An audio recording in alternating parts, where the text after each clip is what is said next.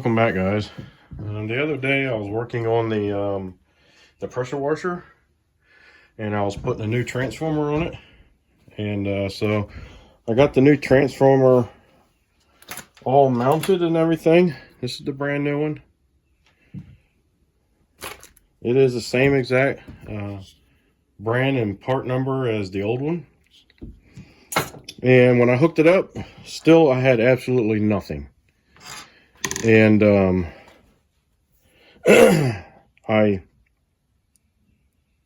thought to myself, maybe I got a bad new one. I mean, it can happen. It's an electronics. But I still wasn't convinced that that was bad. And so I messed around up there with the wire and made sure everything was put back together the way I took it apart. Because I don't know who has been in it before I have worked on it. And so I started looking around for a wiring diagram. I can't find a wiring diagram anywhere. Their website that I bought I did find a website of the manufacturer of the power washer. And I'll have to put in a request for a manual. And hopefully the wiring diagram is in there. I may even send them an email just asking for the wiring diagram only. Because I'm convinced that something's not wired right. And I'll show you why I think that. So the other day when I was working on it, I brought the old transformer in here and I got thinking that maybe there's something in the transformer that tells it, if it's got low voltage to not work. The battery was a little low, so I did hook up my little jump pack to the battery to help bring it up some, because it was a little bit low. And still I got the same result, nothing. And so then I just said, well, heck, let me just take this off, which already had it off to begin with, and bring it in here and just hook it up to my battery charger. And I've got it's old, but it still works. It is built out of parts from way back in the day, so they're good solid state stuff. And it's a 3 amp, which is very close to the amps that it requires. But most importantly, it's the same voltage that it needs, 12 volts. So I brought the old one in here. So, well, maybe this one's okay and there's something else wrong. Maybe someone else has been in here before me and something's not quite wired right or something. So I brought it in here and I just decided that maybe hooking it straight up to a battery charger would tell me something. And when I did this the other day, I got absolutely nothing.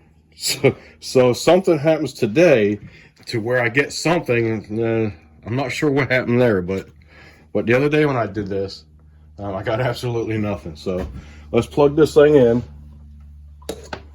And it's just something I thought of. So I figured it can't hurt.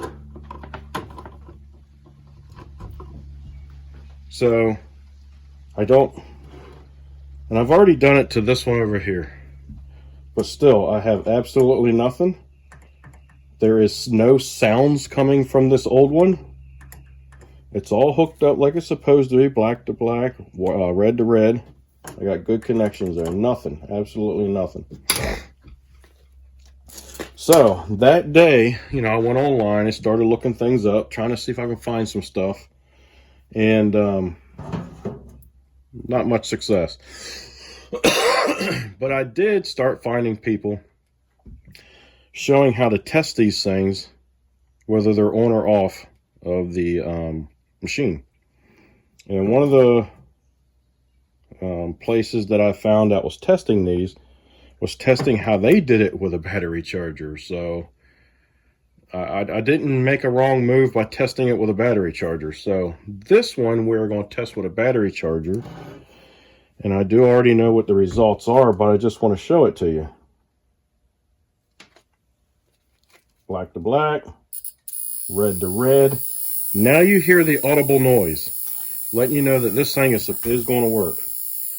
And now I'm starting to get evidence that this thing does work. Right?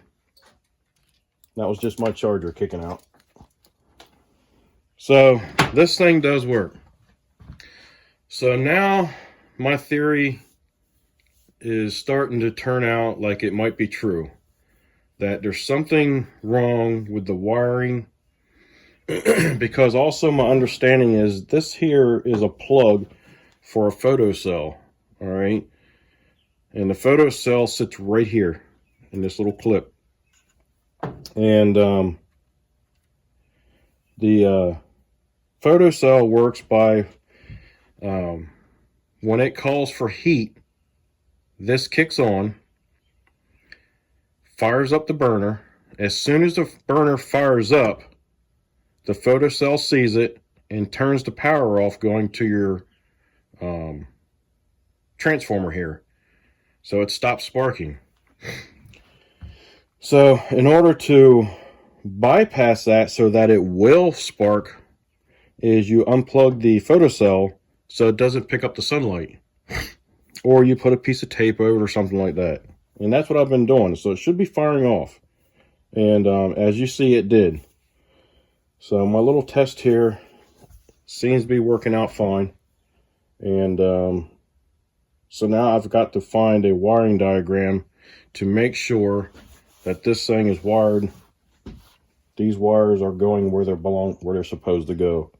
I know all the black wires go together, but the small red, the large yellow, and the large red, I'm not positive on. I'm just going by the way it was unwired. So as soon as I can get that figured out, I'm hoping this thing will fire up and go on its own. And I know that it will fire up because I simulated it firing up by pulling the burner assembly out and aiming it in a safe direction. And I turned the switch on, and the motor and the pump and everything started working. It actually started spraying. And then I just took my propane torch and lit it off, which would simulate the transformer lighting it off. So I know all of it works. I just got to get this to work like it's supposed to. And I think it's a wiring issue. So I'm going to continue trying to figure this out. And once I get it figured out and ready to go, I'll bring you guys back and show you what I found out. And we'll get this thing fired off. And once we know that it's up and running, we'll let the customer know and he can come pick it up. So, all right. Started working on the hot water pressure washer again. And installed the new igniter. And while I was installing the new igniter, this part actually came off. And I'm kind of glad it did, because then I was able to see inside of it. And I don't know if you guys can see that or not, but right next to that red wire where my thumb is pointing is a fried diode. So I'm wondering if that is what is preventing this thing from the transformer or igniter from actually igniting, producing a spark. Because I can get it to produce a spark on the bench, but I can't get it to produce a spark here on the machine. So I'm wondering if because of that burnt diode, that might be the reason. So that's another expensive part, about $150 some for this thing. It ain't much to it at all. I know the eye goes to it, which is the yellow wire. I do believe so. Anyway, I'm gonna get that part and install it also, and hook this thing back up and get it wired up and all, and hopefully it'll produce a spark and get this thing up and running. All right, I started working on the hot water pressure washer again, and I been talking to the manufacturer of it. Well, the wind just picked up all of a sudden.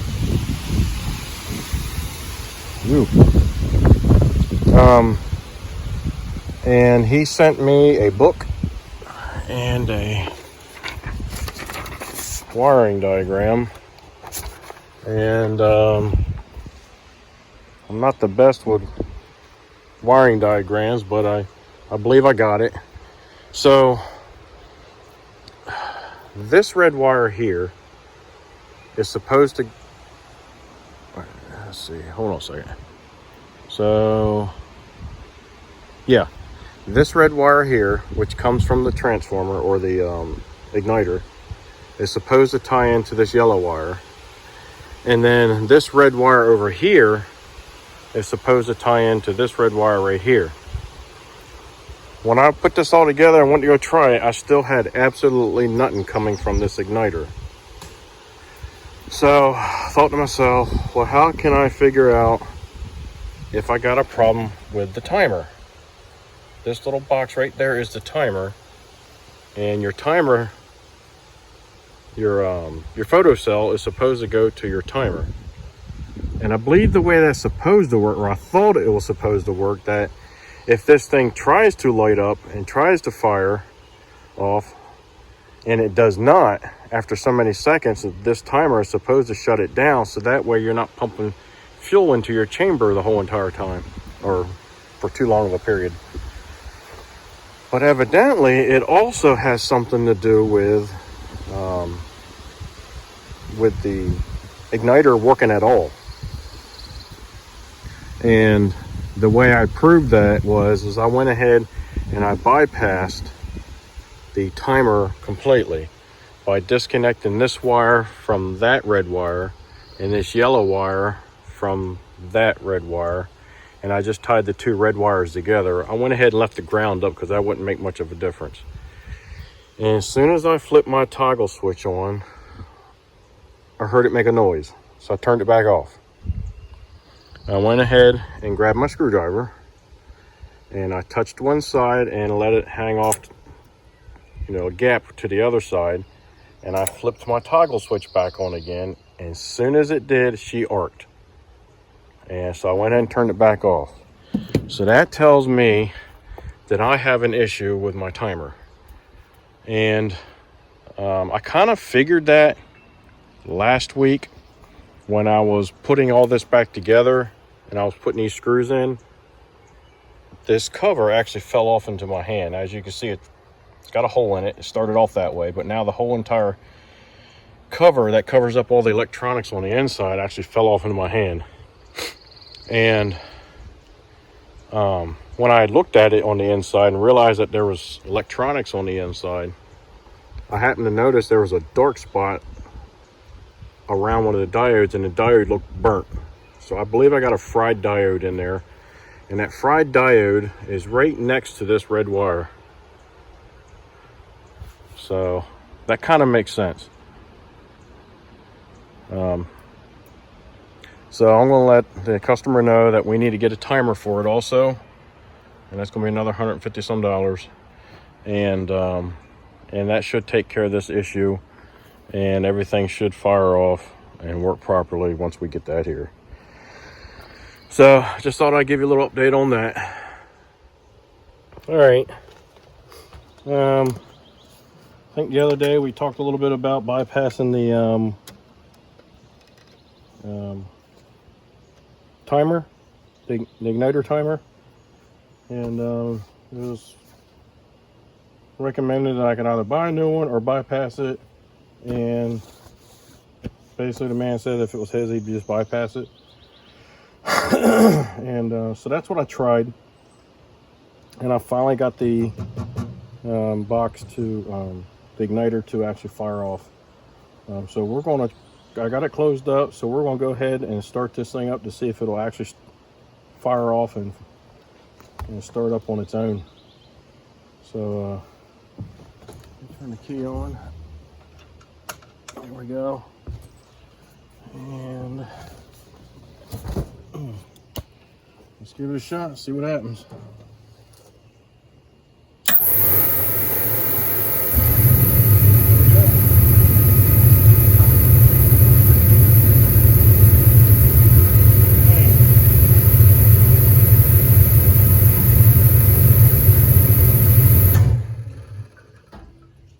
The problem is, which is what I thought was going to happen, is that the igniter is staying on. That high-pitched frequency that you hear is the igniter staying on. And as far as I know, it's supposed to cut off once it sees the flame.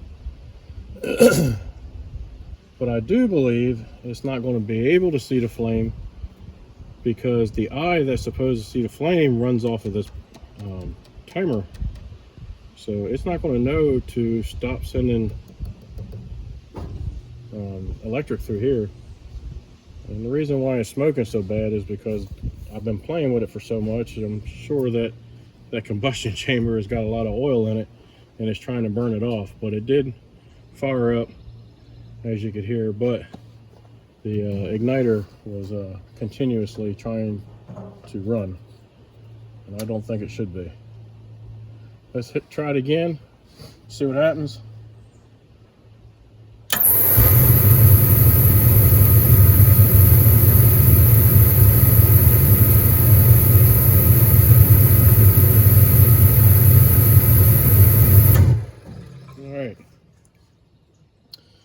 So I think we have proven a couple different ways that this timer assembly is not working. One, that when I was installing the timer back together, the actual cover had come off, and which allowed me to see the electronics on the inside, and I can see that it had a fried diode, and that fried diode is right across from the red wire that's on the inside here. And then two, when I did bypass it, this is running like it's supposed to, except that it's not shutting the igniter off once it lights. And then three, the manufacturer kind of backed everything up with my me doing my diagnosis and coming back to him with what I thought was the issue, and he would either say yay or nay and give me some recommendations and stuff. So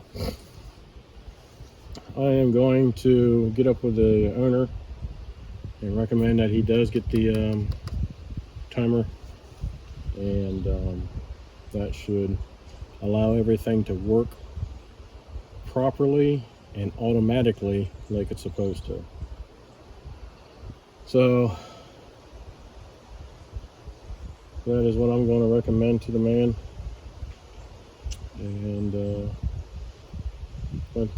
if he okays everything, I'll get the parts back in and I'll come back with you guys, and we'll get that part fixed, and we'll fire this thing up, and we'll make sure that everything works like it's supposed to, and get this thing out of here.